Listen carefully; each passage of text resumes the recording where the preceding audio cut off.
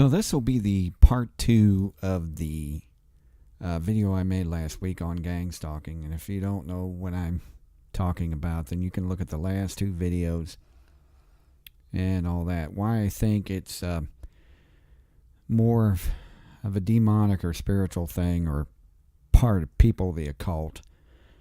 And as long as you have these things on your side, helping you out, so to speak, and it sounds crazy, but I've seen stranger things, then I guess you would get the information that you need, because they know everything about you, and they know everything as a part of familiar spirits. They would, these are spirits that have been around you, your grandparents, their grandparents, since the beginning of time. And this is the part 2 of this I want to talk about. Stick around. And now we interrupt, disrupt, and crash this station. The man fighting for peace, his legacy, truth in a sea of stupid. Filtered for your sarcastic enjoyment, Ghost Getter. Now, first of all, everybody says, I've seen the videos exploding on the internet. Now, I'm not knocking anybody, especially some of these videos, because who knows? And there are people out there that dedicate entire channels to this stuff. And I can probably do more than one video on this. I just said a part 2 because I thought this would be it. But you never know. For those that want more information, let me know in the comments or whatever. And or add me on Facebook, and I'll make more videos of it to help you out. But yeah, there's more people that dedicate entire channels on this subject, which is becoming more and more explosive on the internet. A lot of them are targeted individuals that claim they're part of CIA, the government, FBI, all this stuff. And I don't really know. My case is different. So I don't really know if that's what they're going through. There's a few out there that talk about the fact that it's demonic, and mine has been a part of the spiritual more than anything. I don't know if you call it, I would say gang stalking, because it was more than one person. It started out as one individual, but I think that she was getting other people to do her bidding. Very manipulative, very cunning. Probably can get anybody to do whatever she wants them to do. At first I thought it was her, just her, until I noticed there were other people that weren't her that were doing odd things, such as working a bakery one time. This girl literally, with a friend of hers, walks in with a video camera taping me. Just recording. And when asked what she was doing, she was saying she was doing something for college. I don't remember what it was exactly, but she came literally in recording me and then left right after. So I didn't buy that one bit. Some of the people that would do things to me, I would bring up her name and I'd say, I know she's doing this, and they would be in shock, like they got caught. When a person gets caught, that's the way they would act. One particular person, I was in a car wash, self-serve car wash, washing a car of mine, me and 5 other different people, and the booths washing their own car, and a cop literally drives up and starts asking for my license and says it's suspicious vehicle. And I said, suspicious vehicle? It's a little odd to being suspicious when I'm washing my car along with 5 other individuals. So it's a little, that's more suspicious than me washing my car in broad daylight with other people doing the same thing. So when brought up and I mentioned her name, the cops stopped in their tracks, and like they've been caught, and didn't have anything else to say about it except, watch my step and things like that. Didn't check the fact that at the time I had a sticker was out, inspection sticker was out. Didn't check my insurance, just my license. That's about it. It seemed more of a harassment than an actual police stop. So I knew what was going on. So it started out like that in the apartment I started living in. Then I got upset. I started to fight back. This was the beginning of when I started to fight back in my own right, to set traps. This is one key ingredient to find out how to fight back. Now, I'm not talking physically. I'm not talking doing any damage, because that would be just wrong. I'm talking about how you can catch the person. And I don't give away everything, but how it would help you to, instead of being a victim, stand up for yourself and start being a fighter instead of a victim. These are the things that would help you do this. And one of the key things which I started to say, you know what? Tired of this. This is getting ridiculous. I'm going to start setting traps and fighting back. One in particular, which I suspected somebody was coming in my house, my apartment, and breaking in. I had a bunch of, whole bunch of game tokens from a, those game rooms where you have putt-putt and games and video games and different things like that. It was from one of those places, but that I've been to, and I had a whole bunch of extra game tokens after I left. So I noticed these game tokens before I went to work. It was probably, like I said last video, I had to be at work at 3 in the morning. So 3 or 4. So I would leave probably 2 a.m. And back then it was a lot. But I believe that was the day of the schedule. So it kind of freaked me out when I got home. I've forgotten all about it because, like I said, it was 2 a.m. I took all these game tokens from my hand and I threw them on the floor. Just tossed them to see if somebody would either maybe walk in, try to steal them. I was thinking they would try to steal them, because I've already had things stolen out of my apartment. Personal things, not anything of value, which made me realize that somebody was playing games with me. I guess they thought it was going to drive me crazy. If there was anything going to drive me crazy, that would be, 2 years of being homeless, which I've already, been through that. The documentary's coming soon. But anyway, when I threw these on the floor, I left and went to work and forgotten all about them. Forgotten about them. I come home, sat on the couch, watching TV, and like I said, didn't even think much of it. And I looked down on the coffee table and realized I saw the game tokens on the coffee table. They were stacked in 3s. 3 stacks of game tokens on the coffee table, right in the middle of where I sat. It's almost like, I have a habit of sitting in the same spot, and they apparently knew this because it was right there in front of me.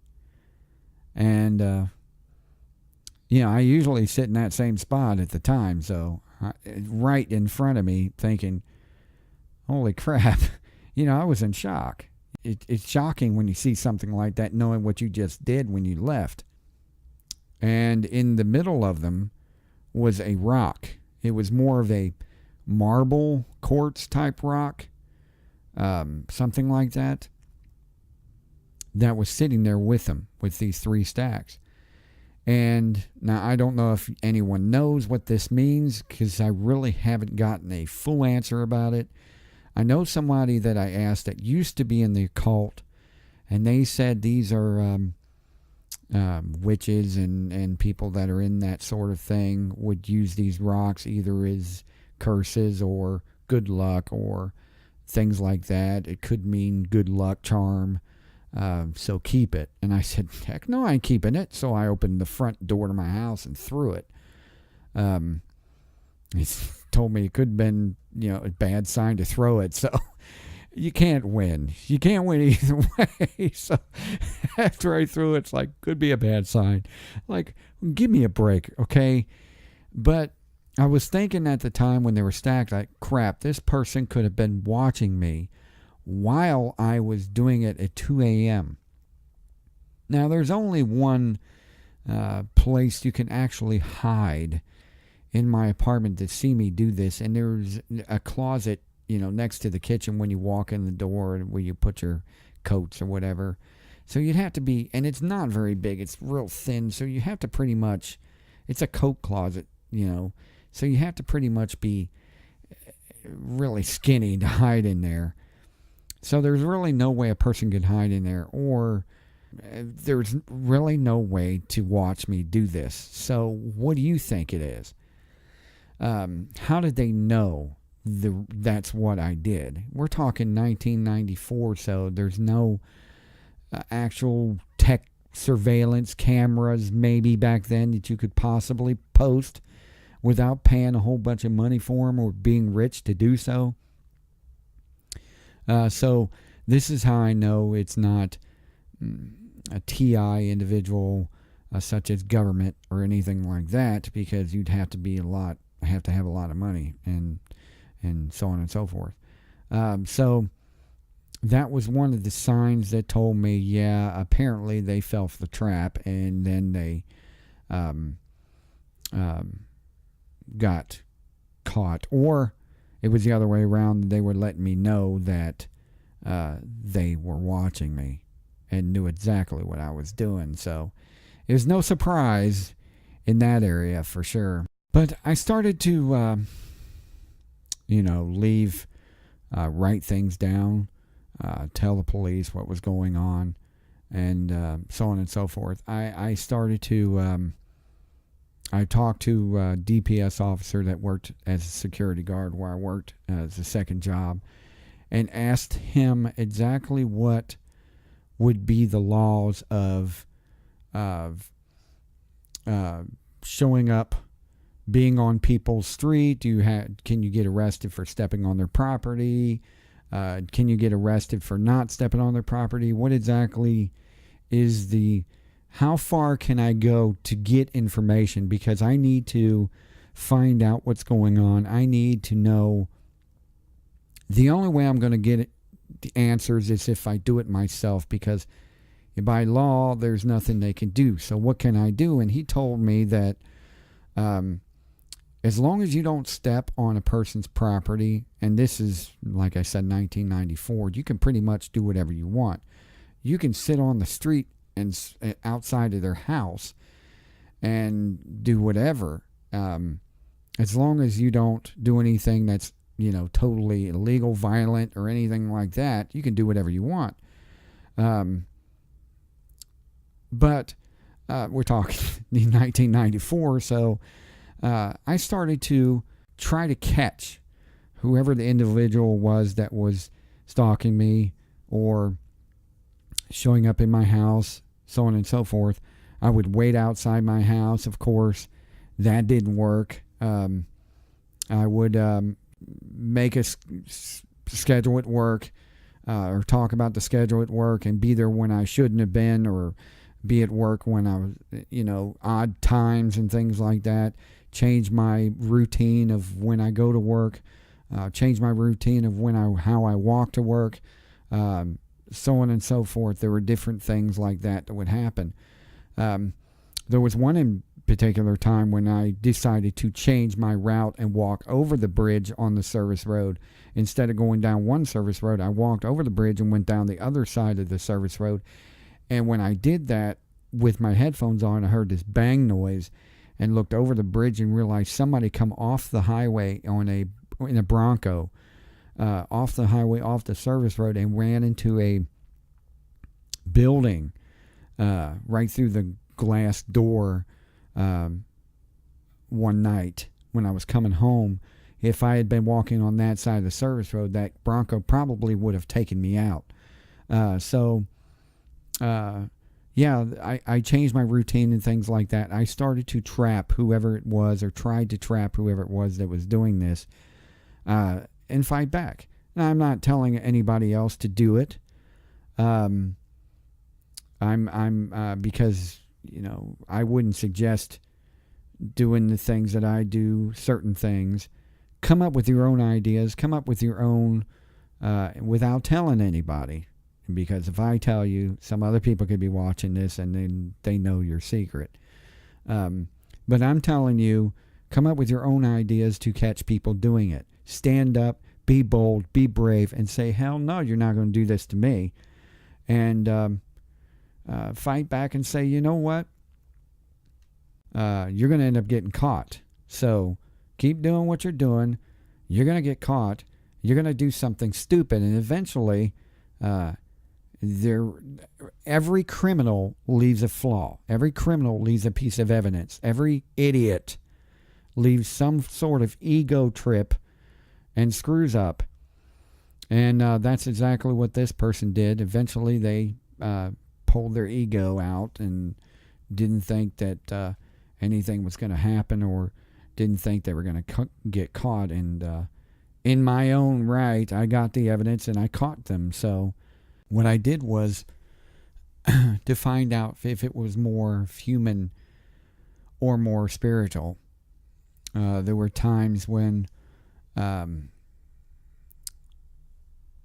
would do things. It's hard to explain because only you could figure things out if it's spiritual.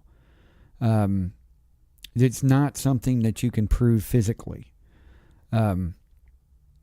Definitely. I would jog around their neighborhood to see if maybe there was something dark following me, or if there was something dark in the area.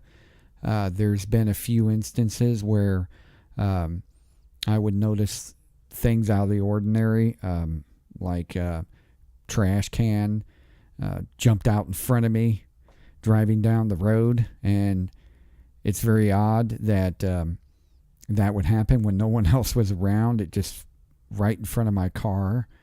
I would see shadows every once in a while, things like that. So I would notice very odd things going on. But things like that. I started to use Bible scripture when things like that would happen. I would be more in tune with that sort of thing, the God aspect of it, and things would start to change. I would start to get evidence. 3 of my cars that I owned, I had to get a new car because I bought one from somebody and it broke down. Transmission went out. Didn't sell it. Then I bought it. And then I bought another one and it broke down. Real cheap 73 Catalina car I had, and it was worth nothing. So it broke down. But I had them parked in front of my house along with a new car that I bought. Well, new used car. And all 3 of them parked next to each other, but all 3 of them, and I have evidence of this still, all 3 of them were vandalized. The cars that were beside it and the cars on the left and the right that weren't owned by me weren't vandalized, but these 3 vehicles that I owned were vandalized.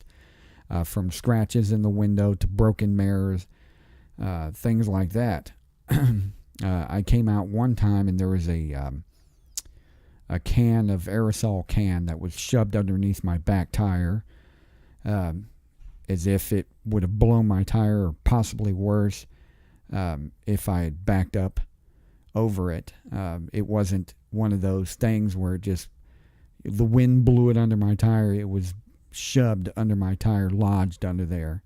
And it was something that I just couldn't possibly run over because it was in my back tire, letting me know that somebody did it. Things like that. I changed my routes of driving, and after I moved to other apartments, and people I noticed that people would be following me, and when I sped up to leave to test this, if I was being followed, I started being chased. So And then I had a friend call her one time, and she said that she knew where I lived because she saw me. She saw it. She saw the place where I lived. Now, how this person supposedly knew this, if they didn't want to have anything to do with me, it's pretty, suspicious. Two guys sat in front of my apartment, just sitting there for a couple of hours one time, just staring at my apartment from downstairs when I lived in the second floor. I decided to ask them if there was something somewhere they were looking for. 2 hours they sat outside. Some place they were looking for, or another apartment. They gave me apartment number, like 100B or something like that, and this apartment did not exist in that complex, so that led me to believe that I was being watched. So things like that. So I started setting traps. I would send letters, because back then in the 90s there was really no internet yet. It was probably late 90s. I would send letters to the house detailing information to see if they would show up at certain places, detailing BS information about myself that apparently they would find out, places I would be that I actually wasn't, but I would be there just to see if they would show up. Sort of like if you're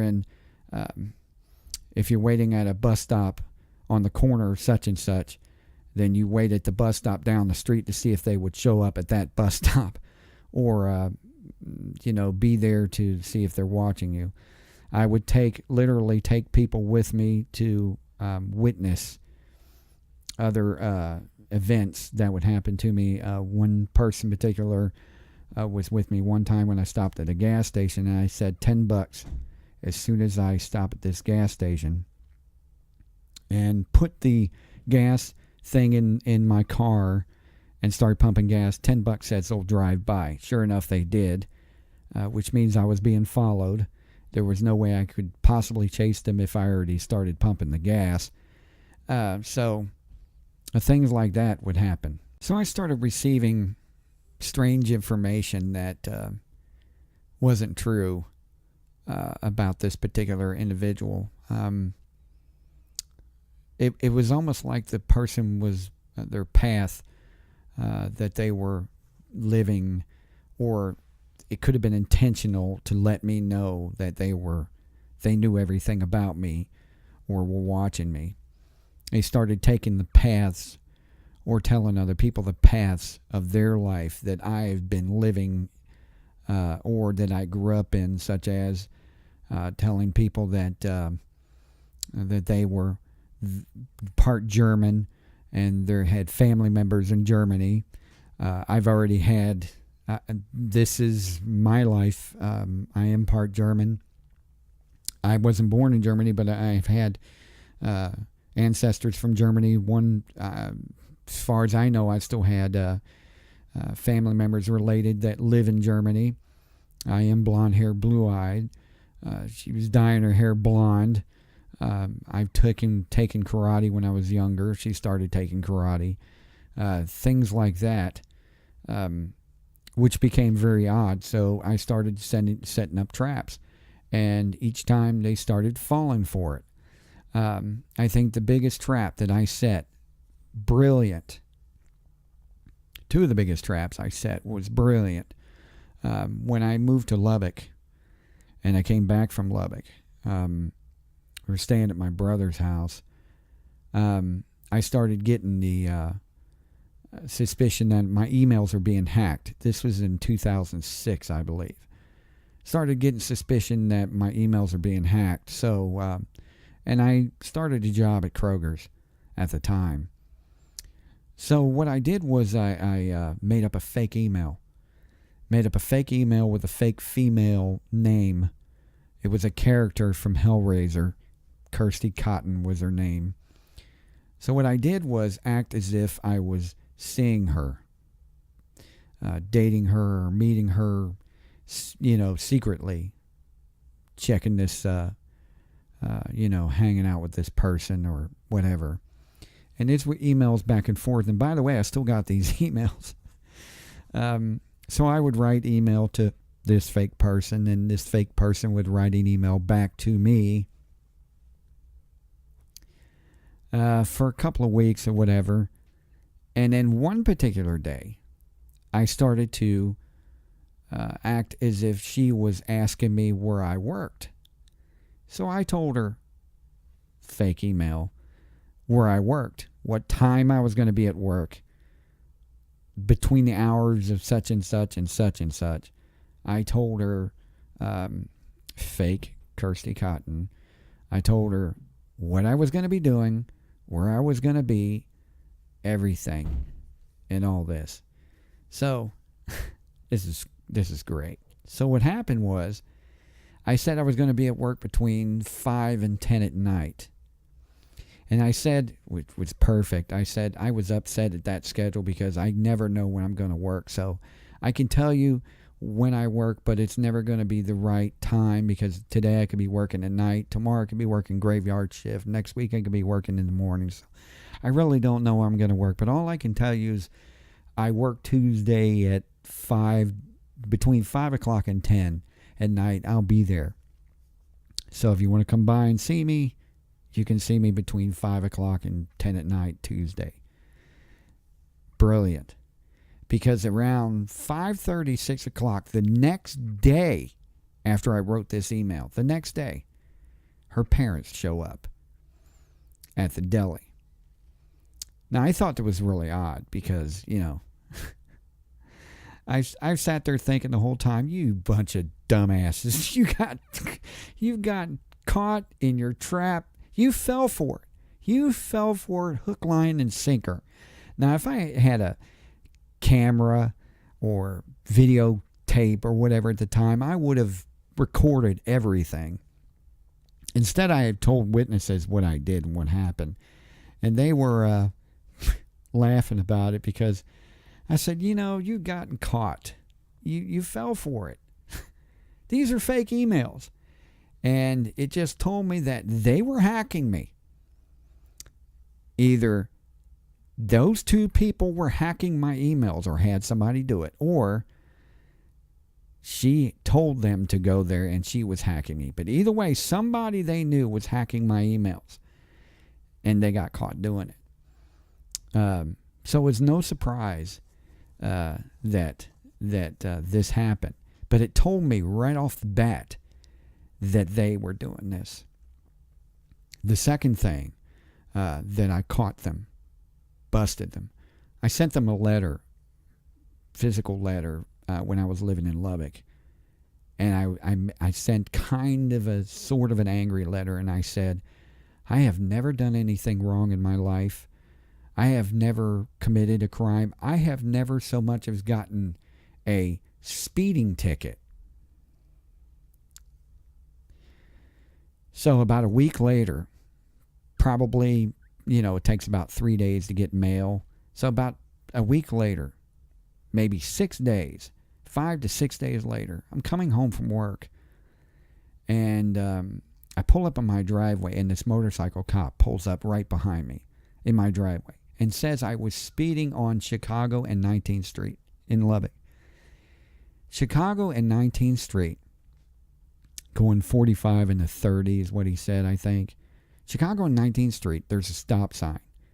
I was at a stop sign on Chicago and 19th Street, so how in the world can he clock me doing 45 miles per hour when I'm at a stop sign, turn right, or you're right, on Chicago and 19th Street? So how is that even possible? So, I didn't argue with him. I just thought it was funny that, I just wrote a letter and the guy, gives me a speeding ticket. And then he tells me, watch myself. As if, he was telling me, more than just speeding. But anyway, there's no way I can really argue this unless there's street cameras, and there wasn't. So, I went ahead and paid it. But I thought, yeah, okay.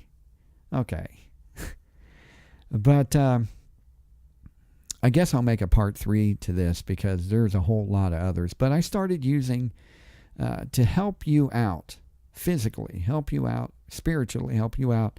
Start using Bible scripture when things like this happen. Set traps. Come up with your own ideas, because I've set so many of them and they fell right through them. It's not even funny.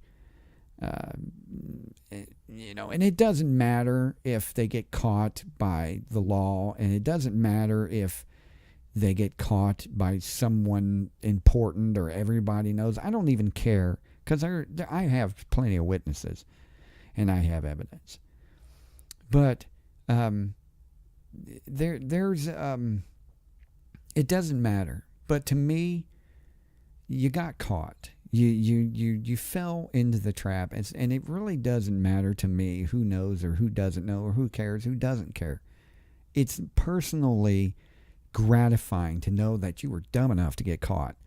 It's personally gratifying to me to know that I know that it was you. I know that you were doing it. I know that you're full of it. And you don't have a backbone to admit it, to stand up and grow some gumption or whatever. But I will say the demonic aspect of it is why I think it is, or they may be a part of the cult or something. This fits the MO of something that's in that area. They knew everything about me, from what I was wearing, where I was, what I was thinking, what I was saying. I wouldn't say what I was thinking, but words that came out of my mouth, past history that I did not bring up.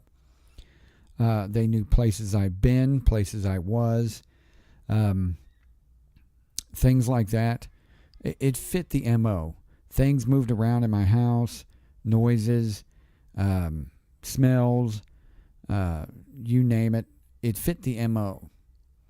This is why I thought it was a little bit more than just someone doing it. It was just more than being physical. It was something that was starting to be more spiritual. Today's technology, you can use cameras and phones and things like that to capture people, but be a little more devious about it. Be a little bit more. Don't just walk out with your phone flashing it in front of everybody. Hey, I'm recording them.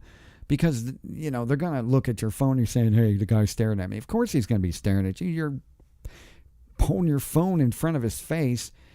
Be a little bit more secretive about it, and things will start to show over time. But be patient.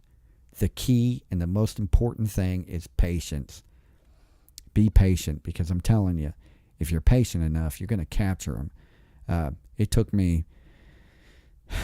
let's see, 93, 94, 2006. It took years to capture these people, but I've done it. 20-something years I've done it. And I've captured them.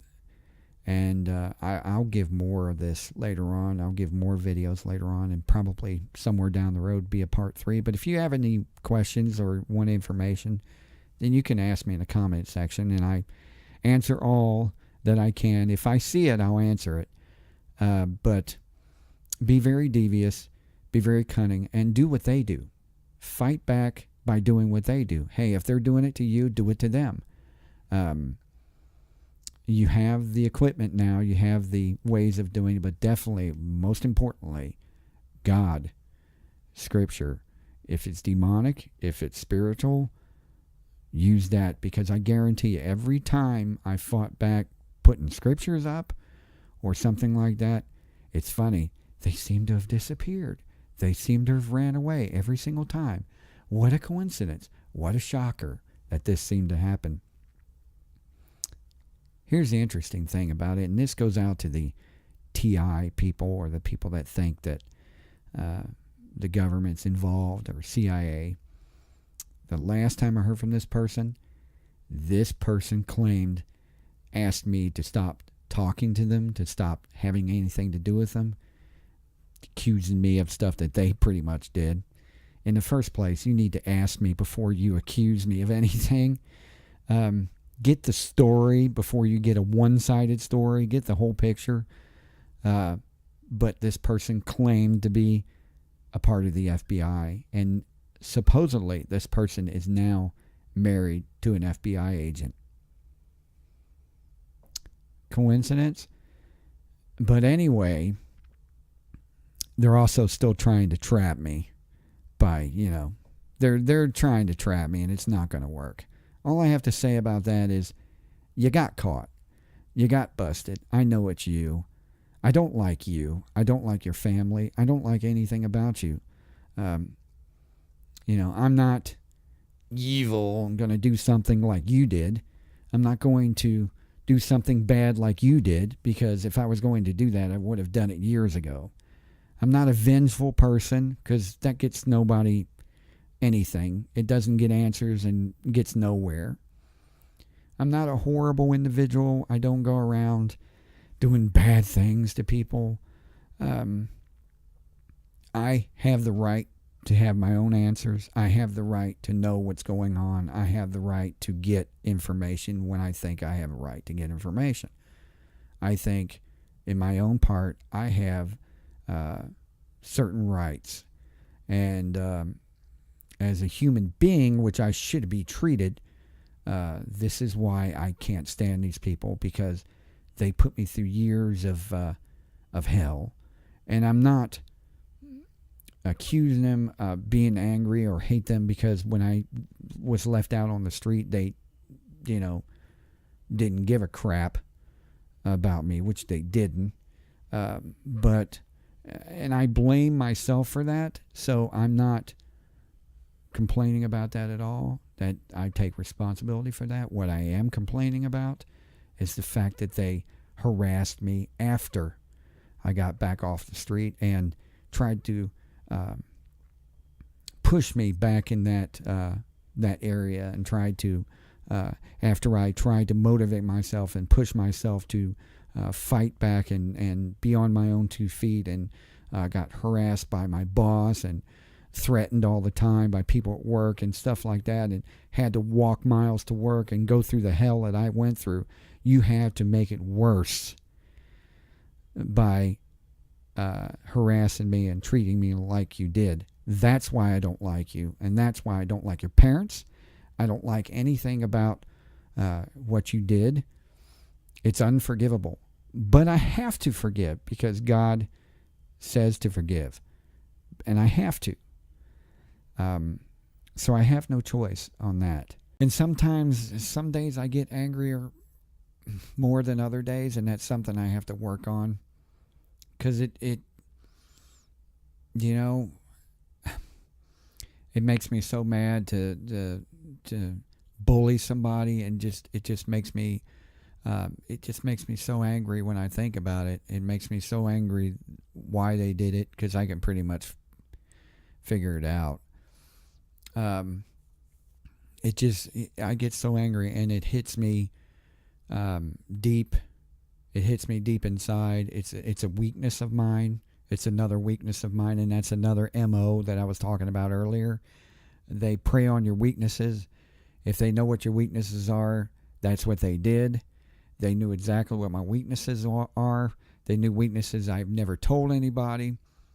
The strong points, the weaknesses, things like that. And they were great about manipulation and attacking your weakness, mind games and things like that. And that's what makes me so dang angry. And I'm at the point now where I'm just as mad at them as I am mad at the dark side of this world, and the dark side of spirituality and things that are dark. I'm just as mad at that. And but I got to forgive, because it's something that I have to do if I'm planning on moving on. It's been a few years now since I had anything happen. God help me if anything does. I'm praying for that protection, and I'm hoping that it's still there. I just got to keep my nose clean and not do something that makes God angry at me. But other than that, yeah, some days the weakness is there and it just makes me very mad. And there are reminders out there that makes me sad. And then I turn around and get mad right after. Reminders do that. Hate is a hard thing to overcome. Really, really hard. And it's one of those things where I'm like, I am so angry at what they did to me. I am so mad at what they did. And bullies. And I am so mad that they did that. But you know, you have to forgive yourself and you have to move on. And that's the best thing you can do. And the best thing to do that is use God and have Him in your life and pray all the time. Read scriptures all the time. Become closer spiritually with God. And it will help you. Until next time, I appreciate everybody. Like, share, and subscribe, and check out my station 24/7, Reverse 96 FM. Thank you all for being there. Always a pleasure. Sorry it was a long video, but until next time, see ya.